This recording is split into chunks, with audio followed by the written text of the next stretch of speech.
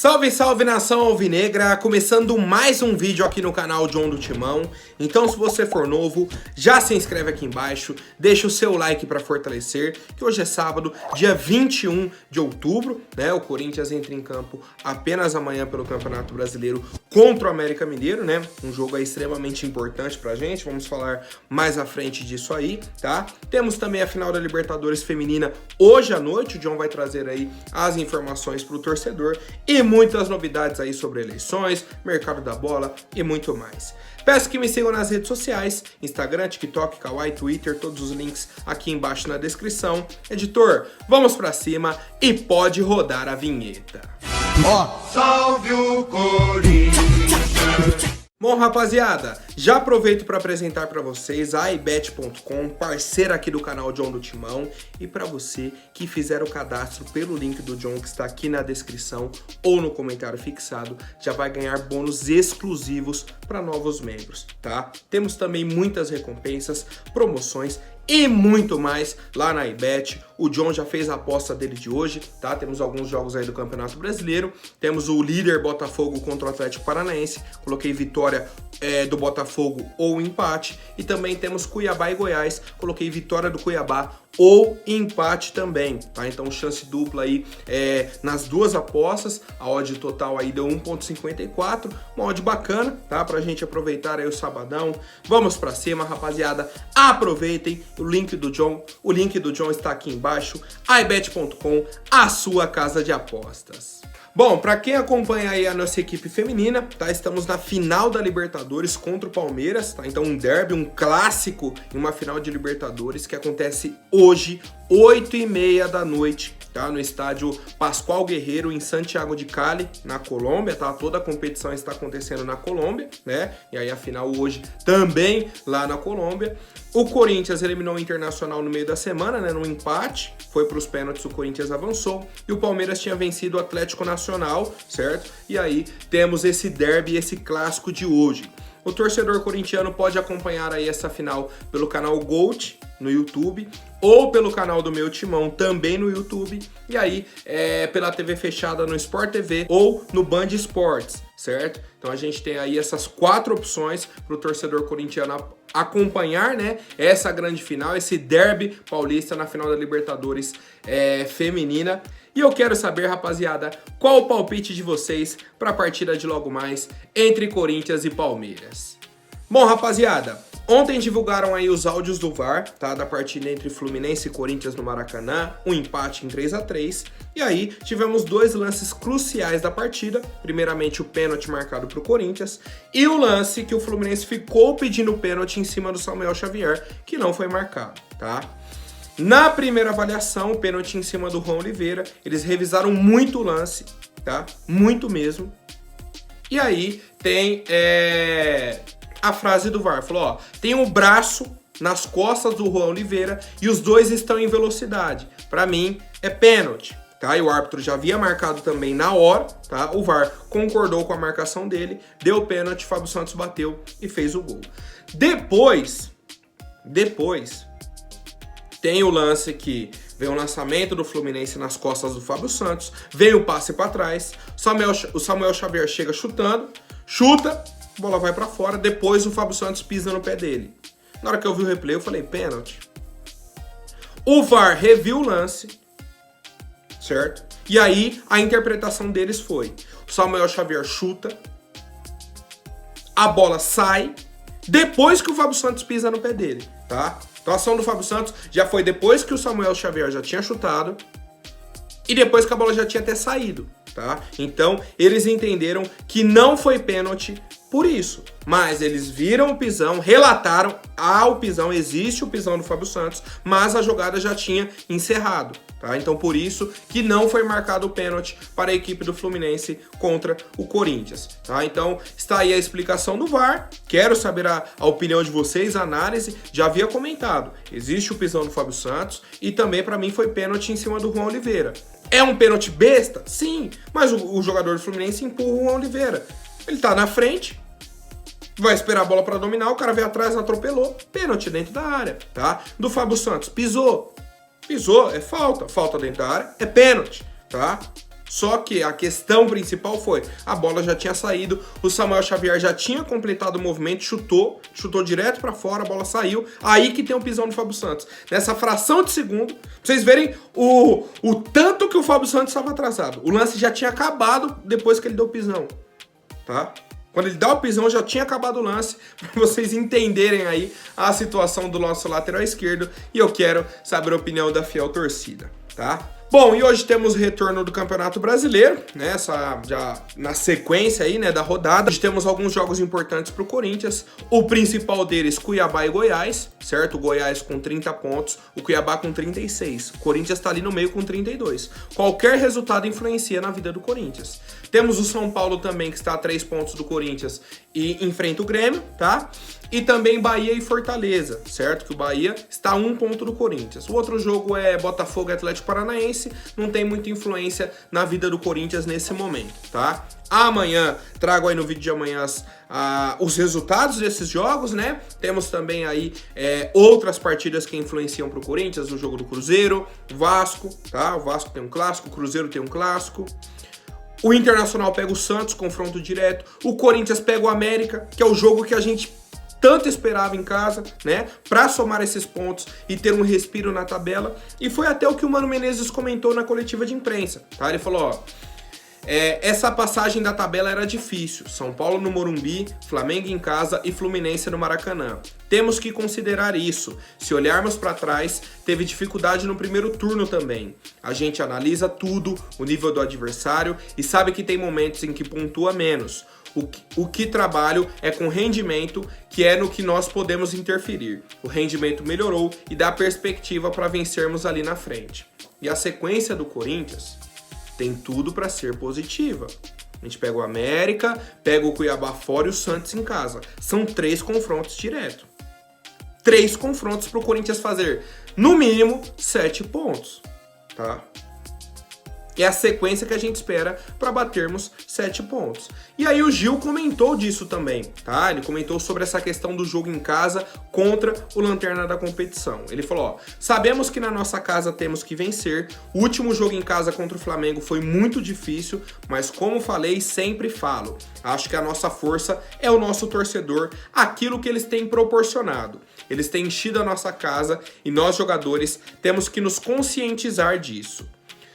Eles vão para ver a nossa vitória, nossa entrega, nossa dedicação, e estamos focados nisso. Acho que o professor colocou muito bem que esse ponto conquistado hoje, né, no caso era o dia do jogo aí contra o Fluminense, nos ajudará lá na frente. E como falei, temos um jogo importante em casa no domingo, é procurar descansar para fazermos um grande jogo, tá? Então o Corinthians tem essa mentalidade, está focado, e a gente sabe, uma vitória contra o América é muito importante. Porque qualquer resultado contra o América que não seja a vitória vai fazer muita diferença. Não só na pontuação na tabela, não só ali, ganhou 1 ponto só, não ganhou. Mas na questão psicológica, tá? Na confiança do time para a sequência. Aí você já entra contra o Cuiabá, meu Deus, com a corda no pescoço. Você já entra em casa contra o Santos, desesperado igual o Santos, tá? Se a gente vem de uma vitória, uma sequência positiva, pô, você joga toda a pressão pro lado do Santos. E aí isso seria positivo pro time do Corinthians, tá? Então é necessário ter os pés no chão nesse momento, jogar futebol, conquistar os 3 pontos contra o América, pra gente ter um pouco de tranquilidade na sequência do Brasileirão, rapaziada. E eu quero, obviamente, saber a opinião aí do torcedor, o que estão achando desse momento aí do Corinthians, o que esperam do jogo de amanhã contra o América e até também dos jogos de hoje do Campeonato Brasileiro. Bom, rapaziada, agora falando um pouco sobre as eleições do Corinthians, temos os 2 candidatos, Augusto Melo e André Negão, as 2 candidaturas foram aprovadas, existe aí um desejo de um dos sócios de cancelar a candidatura do Augusto Melo, mas pelo que eu entendi vai dar tudo certo, tá tranquilo. Já foi aprovada, tá? As duas já foram aprovadas, né, as 2 candidaturas, tanto a do Augusto Melo quanto do André Negão, mas existe uma parte aí que é da situação que quer que o Augusto Melo não concorra. Com isso, se a gente só tivesse um candidato, o André Negão venceria automaticamente, tá? Pelo que eu entendi aí. Mas essa situação está bem distante, tá? Pelo que vão ocorrer aí normalmente as eleições. E aí, um ponto importante. Tivemos no último final de semana o debate ao vivo. Augusto Melo contra o André Negão, lá na TV Gazeta. O André Negão passou muita vergonha, muita, tá? Pelas respostas, a falta de argumentação, meu Deus, ele se embaralhou todo. Cometeu um monte de gafe contra o time e toda hora ele vinha com argumento que não tinha nada a ver e a dívida tá equalizada. Pra ele o Corinthians estava voando, não tinha problema nenhum, por isso que deveriam dar continuidade à renovação em transparência. Beleza, repercutiu muito mal, tá, esse debate do André Negão. Entre a torcida do Corinthians, a imagem dele já não era boa, só piorou. E dentro da própria diretoria não repercutiu bem esse debate dele. O pessoal falou, pô, ele deixou a desejar, foi muito mal. Prejudicou a própria imagem, tá? E aí, o que aconteceu? Qual que foi a estratégia adotada? Agora o André Negão praticamente não dá entrevista para mais ninguém. Ele tinha um debate confirmado na Rádio Craque Neto, cancelou, tá? Cancelou. Ele tinha uma outra emissora que sumiu o nome agora, também cancelou. Não foi pro debate. O pessoal do Meu Timão, tá? Que é outra mídia segmentada, já estamos falando de um terceiro veículo. Entrou em contato com o Augusto Melo, com o André Negão, para marcar as entrevistas. Primeiro, entrevistas individuais, depois um debate entre os candidatos. Então a gente teria uma outra oportunidade para ele se redimir, já que ele está em campanha, né? Ele recusou, tá? O Meu Timão soltou uma nota oficial, disse, ó, Augusto Melo aceitou tanto a entrevista individual quanto o debate. Vamos fazer apenas a entrevista individual, já que o outro candidato, o André Negão, não aceitou o convite. Recusou, tá? Disse que não vai participar. O Neto também disse que ele recusou o convite, tá? Ele já havia aceitado, estava confirmado para o debate, depois cancelou. E é essa situação que a gente vive hoje, tá? De um candidato que está fugindo dos debates, depois de, na minha avaliação, tá? Ter passado vergonha no debate ao vivo na TV Gazeta. Junto disso, tá? Temos a confirmação da última chapa, que aí até o momento não tinha demonstrado interesse nem apoio em nenhum candidato. Era uma chapa que estava neutra. A gente tinha 8 chapas apoiando o Augusto Melo, 7 chapas apoiando o André Negão. Ontem tivemos aí a confirmação, tá? A última chapa, a Liberdade Corintiana, liderada aí pelo Herói Vicente, tá? Declarou o apoio ao Augusto Melo. Então, das 16 chapas do Corinthians, temos 7 com o André Negão e 9 com o Augusto Melo. Pô, John, e com isso tá decidido, tá eleito? Não, tá? Porque o sócio dentro da chapa pode votar em outro candidato. Ah, minha chapa tá apoiando o Augusto Melo, vou votar no André Negão. E ao contrário, minha chapa apoia o André Negão, vou votar no Augusto Melo. Tá? Existe essa possibilidade, não é garantia nenhuma. É positivo, tá? Todo esse apoio pensando numa questão de gestão, tá? Na hora que o cara estiver comandando o clube, é importante ter esse apoio, mas nas eleições não temos garantia alguma, tá? E aí um ponto que eu até vi aí, muitas enquetes, o pessoal fazendo com a torcida do Corinthians. Cara, você coloca enquete, você votaria no Augusto Melo ou André Negão? O Augusto Melo sempre vence com mais de 90%. Isso é unanimidade entre os torcedores. Qual que é a questão? Quem vota, os sócios, não tá com essa visão. Não tá assistindo o debate.